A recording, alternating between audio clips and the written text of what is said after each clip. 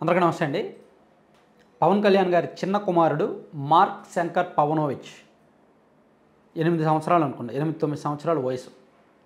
ఆయన సింగపూర్లో చదువుతున్నాడు. ఆ పిల్లడు అతను సింగపూర్లోని రివర్ వ్యాలీ అనే స్కూల్లో చదువుతున్నాడంట.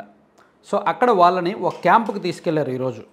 ఆ క్యాంపు నిర్వహిస్తున్న భవనం అగ్ని ప్రమాదానికి గురైంది. దాంతో 19 మంది చిన్నారులు గాయపడ్డారు. వాళ్ళలో పవన్ కళ్యాణ్ గారి చిన్న కుమారుడు కూడా ఉన్నాడు. ఆ చిన్న కుమారుడికి కాళ్ళు చేతులు కాస్త కాలిన గాయాలు అయ్యాయి.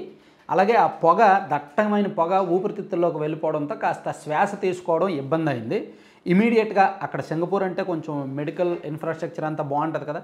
సో ఇమీడియట్గా హాస్పిటల్కి తీసుకువెళ్ళారు, ట్రీట్మెంట్ అందిస్తున్నారు. ప్రస్తుతానికి ఇబ్బంది ఏమీ లేదు, బాగానే ఉన్నాడు, కోలుకున్నాడు. కాకపోతే ఇంకా కొన్నాళ్ళు ఉండాలి, హాస్పిటల్లోనే ఉండాలి. పూర్తిగా నయం అవ్వడానికి కాస్త టైం పడుతుంది.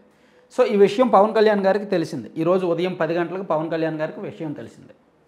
నిజానికి ఆయన ఒక తండ్రిగా వెంటనే వెళ్ళిపోవాలి. కానీ అక్కడ అల్లూరు సీతారామరాజు జిల్లాలో పర్యటనలో ఉన్నారు. ఆయన గిరిజన గ్రామాలకు సంబంధించి అడవి తల్లి బాట కార్యక్రమంలో ఉన్నారు. అక్కడ రోడ్లు శంకుస్థాపన అవన్నీ చూస్తూ అక్కడ గ్రామ సభలు నిర్వహిస్తున్నారు.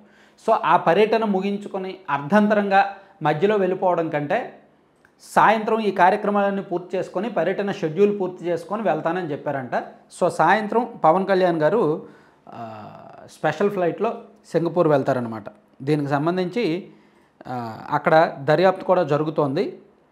ఆ స్కూల్లో అక్కడ కేసు నమోదు చేసి దర్యాప్తు చేస్తున్నారు. సింగపూర్లోని రివర్ వ్యాలీ షాప్ హౌస్లో మంగళవారం ఉదయం 9:45కి ఈ ఘటన జరిగింది. భవనంలో చిన్నారులకు క్యాంప్ నిర్వహిస్తున్నారు. 2-3 అంతస్తుల్లో మంటలు చెలరేగాయి. సమాచారం అందుకున్న సింగపూర్ సివిల్ డిఫెన్స్ ఫోర్స్ సంఘటనా స్థలానికి ఇమీడియట్గా వచ్చి సహాయక చర్యలు చేపట్టారు. భవనం లోపల చిక్కుకున్న చిన్నారులను రక్షించి ఇమీడియట్గా వెంటనే ఆసుపత్రికి తరలించారు. వీరిలో 19 మంది గాయపడ్డారు అని చెప్పి ఇచ్చారనమాట. సో దీని మీద మొత్తం చిరంజీవి గారు ఇమీడియట్గా రెస్పాండ్ అయ్యారు. చిరంజీవి గారు కూడా అక్కడ సింగపూర్ వైద్యులతో మాట్లాడుతున్నారంట. ఏమీ కాలేదు, బాగానే ఉన్నాడు, కోలుకుంటున్నాడు అని చిరంజీవి గారు ఒక ట్వీట్ చేశారు. అండ్ అతను త్వరగా కోలుకోవాలని కూటమి నాయకులు కొంతమంది, అలాగే తెలంగాణ రాష్ట్ర మాజీ మంత్రి కేటీఆర్ గారు, వీళ్ళందరూ కూడా ట్వీట్లు చేస్తున్నారనమాట. సో మేబీ పెద్ద ప్రాణాపాయం కాదు.